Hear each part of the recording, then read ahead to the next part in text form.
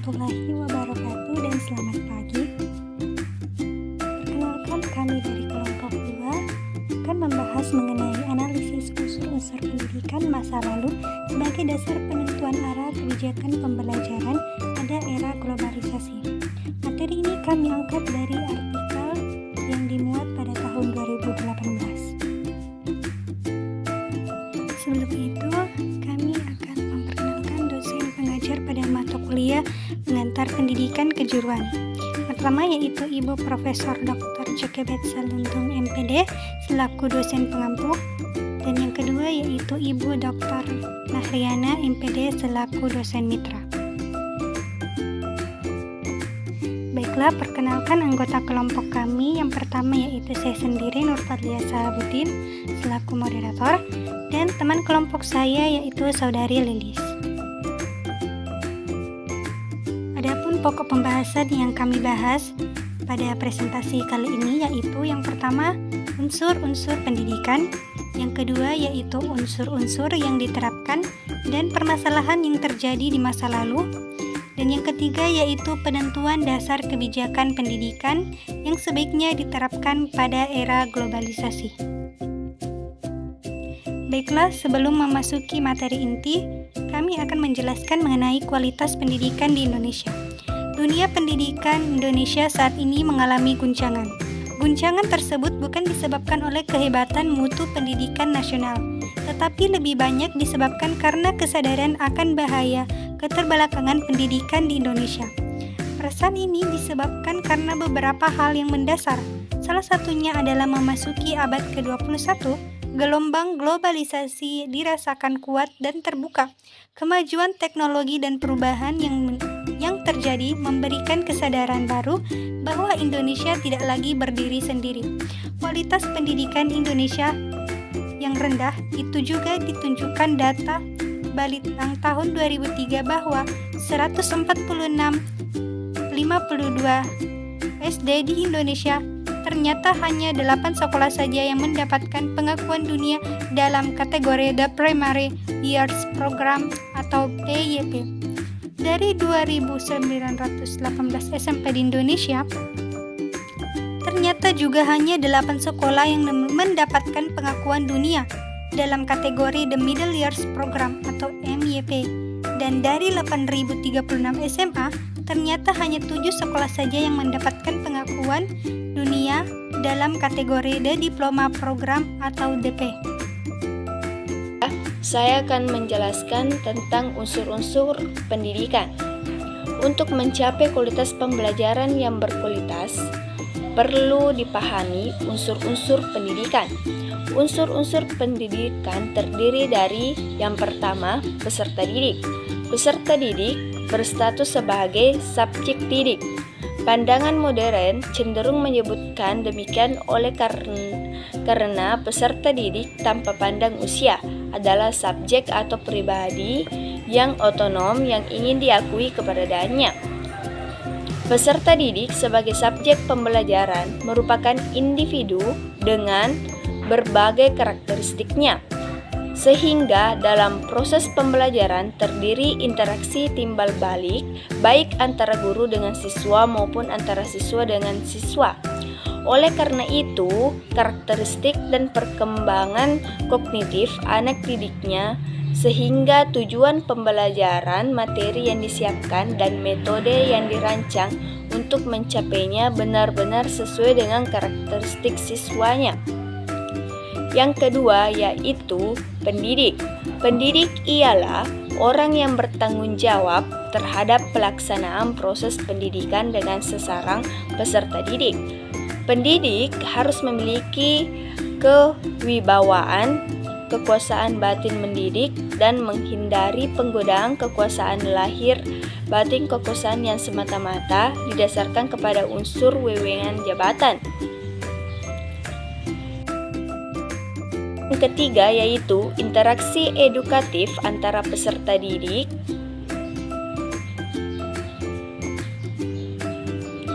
dan pendidik.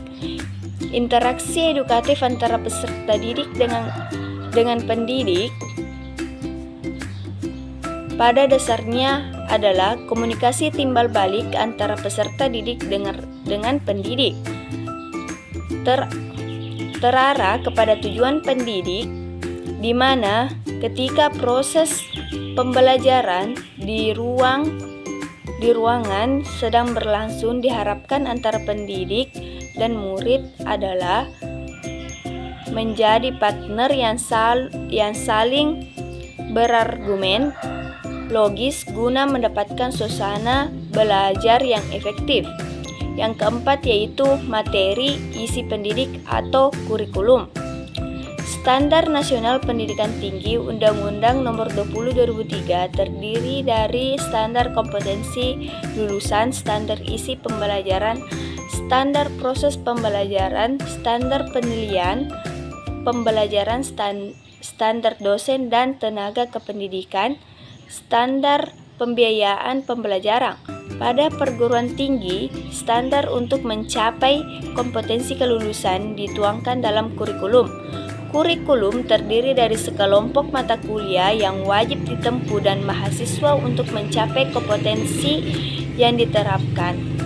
Mata kuliah terdiri dari mata kuliah umum dan mata kuliah keahlian, yaitu keahlian utama dan keahlian khusus, yaitu konteks yang mempengaruhi pendidikan. Konteks yang mempengaruhi pendidikan antara lain adalah alat dan metode. Alat dan metode diartikan sebagai segala sesuatu yang dilakukan ataupun diadakan dengan sengaja untuk mencapai tujuan pendidikan. Alat pendidikan, media sosial misalnya IT, internet, teknologi, handphone, televisi, radio, dan lain-lain. Metode pendidikan dibedakan menjadi dua, yaitu bersifat preventif, yaitu mencegah terjadinya hal-hal yang tidak dikehendaki, misalnya larangan, pembatasan, peringatan, bahkan juga hukuman. Dan kedua, yang bersifat kuratif, yaitu memperbaiki, misalnya ajakan, contohnya nasihat, dorongan, pemberian kepercayaan, saran, penjelasan, bahkan juga hukuman. Yang keenam yaitu perbuatan pendidik. Perbuatan pendidik merupakan kegiatan yang dilakukan oleh pendidik ketika menghadapi peserta didik. Tata cara untuk sikap seseorang pendidik dan penyampaian pembelajaran juga menjunjung perkembangan peserta didik. Pendidik juga menghindari sikap menekan mental peserta didik karena hal ini sangat berpengaruh besar terhadap pendirian mental serta perkembangan pengetahuan peserta didik. Yang ketujuh yaitu tempat pendidik berlangsung atau lingkungan pendidikan. Lingkungan pendidikan berpengaruh juga pada tercapainya tujuan pendidikan. Lingkungan belajar meliputi sarana atau prasarana belajar seperti ruang kelas yang memadai, tersedianya ruang yang untuk praktikum, kenyamanan dalam belajar, lingkungan luar tidak berisik. Yang kedelapan, evaluasi dan tujuan pendidikan. Evaluasi dan tujuan pendidikan merupakan sikap mengulas kembali pelajaran yang sudah dipelajari dalam bentuk latihan dan tugas, sehingga materi membangkitkan, memicu, dan menyegarkan kembali materi-materi yang dibahas sebelumnya agar peserta didik semakin mantap menguasai pelajaran tersebut. Selanjutnya yaitu unsur-unsur pendidikan yang sudah diterapkan dan permasalahan yang terjadi pada masa lalu.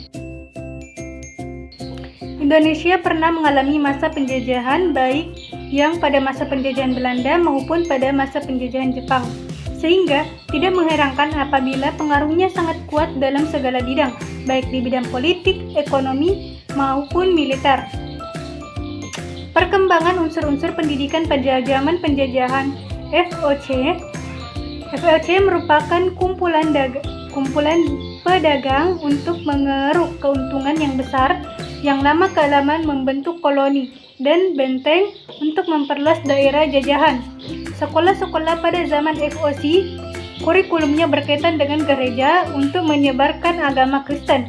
FOC dibubarkan pada tanggal 31 Desember 1899. Pemerintahan penjajahan yang baru membuat sistem tanam paksa, yaitu suatu eksploitasi besar-besaran sehingga mendorong penjajah untuk memberikan pendidikan kepada anak-anak Indonesia untuk mendidik pegawai perkebunan pemerintahan. Ada 6 ciri-ciri utama dalam politik dan praktik pendidikan kolonial Belanda, yaitu yang pertama, gradualisme atau perbedaan perlakuan antara pribumi dan warga Belanda. Yang kedua yaitu dualisme, yaitu antara anak Belanda dan pribumi. Yang ketiga yaitu kontrol pusat yang ketat. Yang keempat, pendidikan pegawai sebagai peranan sekolah yang utama. Yang kelima, prinsip konkordasi atau menyamakan sekolah Indonesia dan Belanda. Dan yang keenam yaitu tindakan perencanaan pendidikan yang sistematis. Pada masa penduduk Jepang, sistem penggolongan dihapuskan oleh Jepang. Rakyat menjadi alat kekuasaan Jepang untuk kepentingan perang, sehingga pendidikan pada masa kekuasaan Jepang memiliki landasan ideal Happoichiu yang mengajak bangsa Indonesia untuk bekerja sama untuk mencapai kemakmuran bersama Asia Raya. Pelajar harus mengikuti latihan fisik, latihan kemiliteran, dan indoktrinasi yang ketat. Pada tahun 1942 sampai 1945, masa penduduk Jepang memberikan corak yang berarti pendidikan di Indonesia. Tidak lama setelah berkuasa, Jepang segera menghapuskan sistem pendidikan warisan Belanda yang didasarkan atas penggolongan penurutan bangsa dan status sosial.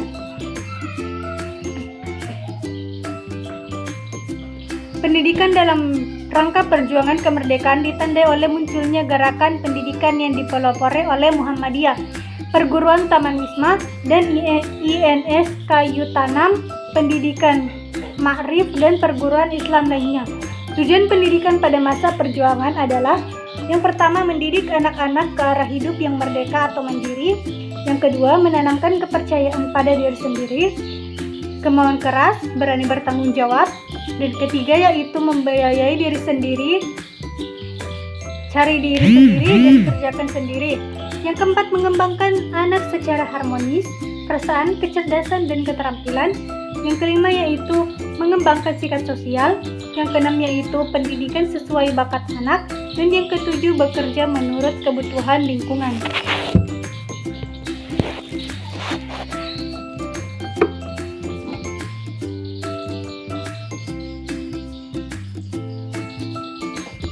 Pada zaman Orde Lama terdapat persoalan yang akut saat itu adalah bagaimana mengatur jumlah penduduk yang masih buta huruf tidaklah sedikit. Kebijakan pendidikan pada zaman Orde Lama antara lain: yang pertama, tiap-tiap warga negara berhak mendapatkan pengajaran. Yang kedua, memilih pengajaran yang akan diikuti adalah bebas. Dan yang ketiga yaitu pengajar adalah bebas dengan tidak mengurangi pengawasan penguasa yang dilakukan terhadap itu menurut peraturan undang-undang.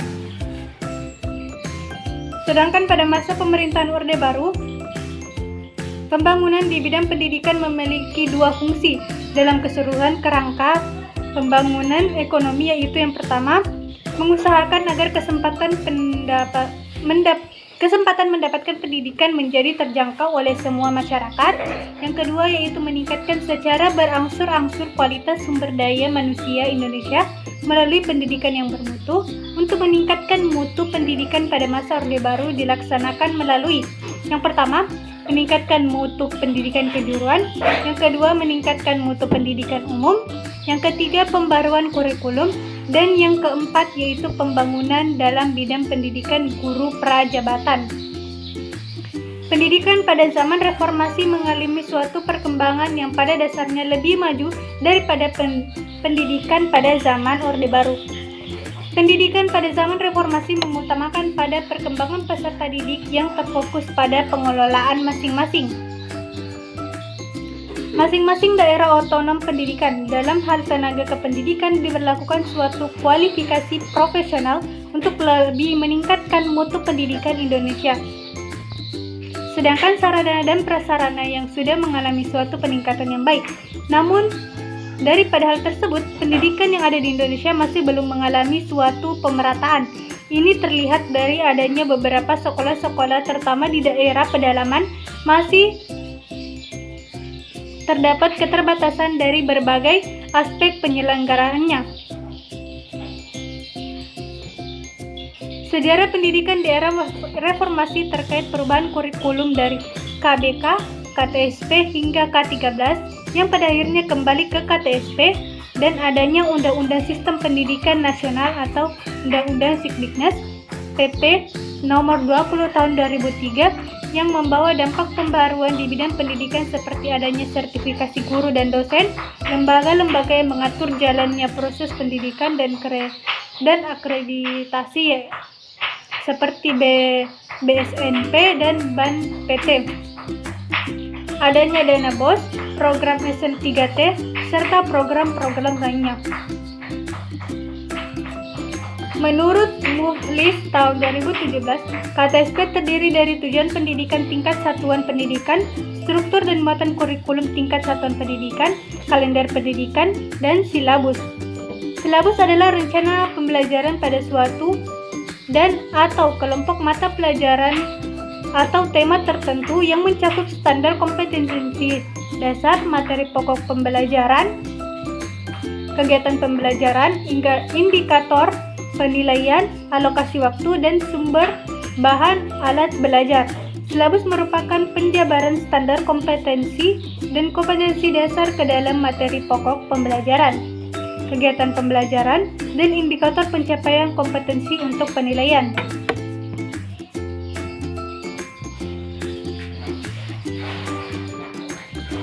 Sebagaimana dalam Undang-Undang Nomor 20 Tahun 2000 tentang Sistem Pendidikan Nasional, pada penjelasannya pasal 35 di mana kompetensi kelulusan merupakan kualifikasi kemampuan kelulusan yang mencakup sikap dan pengetahuan keterampilan sesuai dengan standar nasional yang telah disepakati.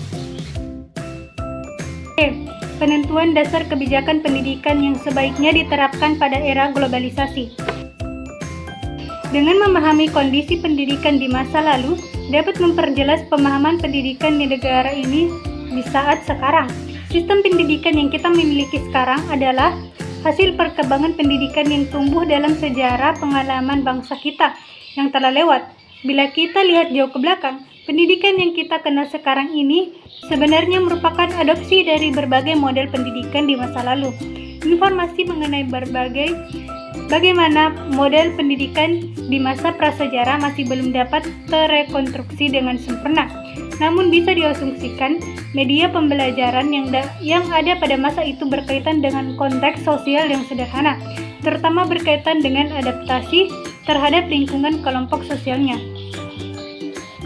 Pendidikan di masa depan akan banyak mendapatkan tantangan, terutama tantangan globalisasi. Untuk menghadapi permasalahan tantangan globalisasi, menurut Bukhari pada tahun 2001, setiap dunia pendidikan hendaknya mempersiapkan peserta didik untuk mengandungi kehidupan di masa mendatang.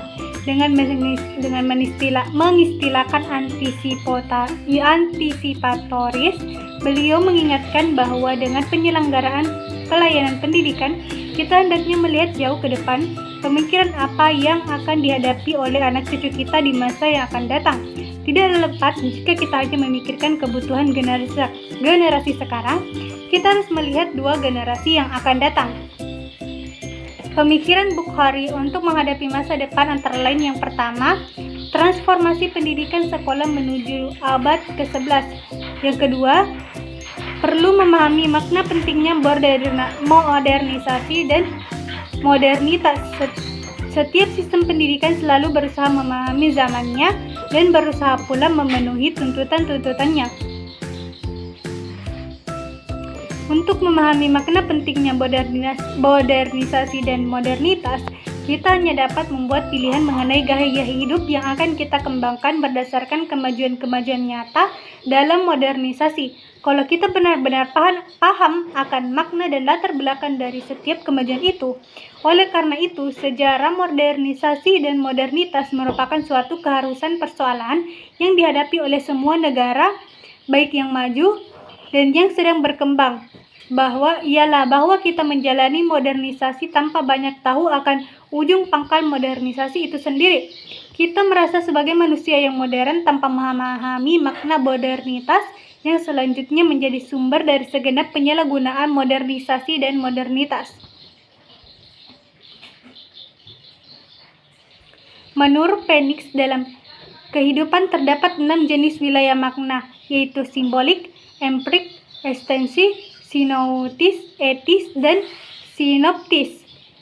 Untuk memahami makna di wilayah simbolis, harus diberikan pendidikan dalam bahasa, matematika, dan non-discussion simbolik.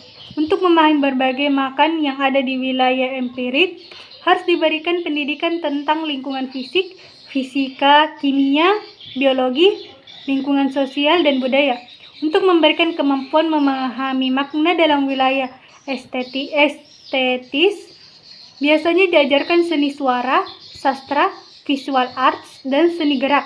Untuk memberikan makan dan wilayah sionetis, yang perlu diajarkan adalah drama dan pembahasan film dan jenis-jenis cerita yang lain. Untuk dapat memahami makna yang terletak dalam wilayah etis, perlu ditanamkan kesadaran untuk menghormati dan mematuhi secara sukarela norma-norma yang ada.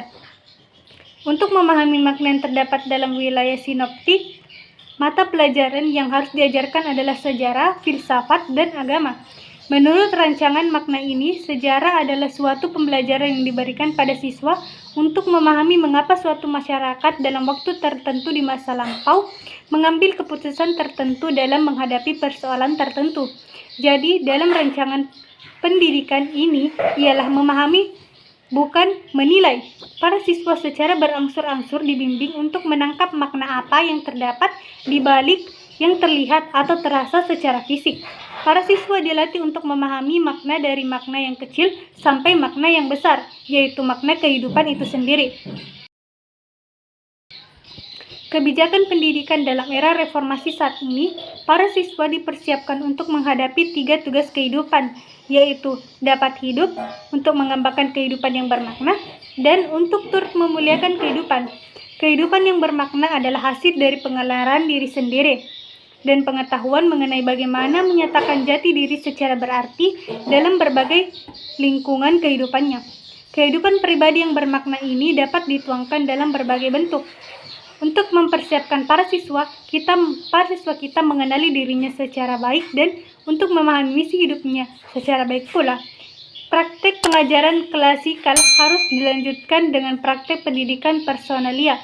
Cara yang paling baik memberikan kesempatan dan menolong para siswa untuk memperoleh pengalaman pendidikan non formal dan informal. Di samping pendidikan yang formal,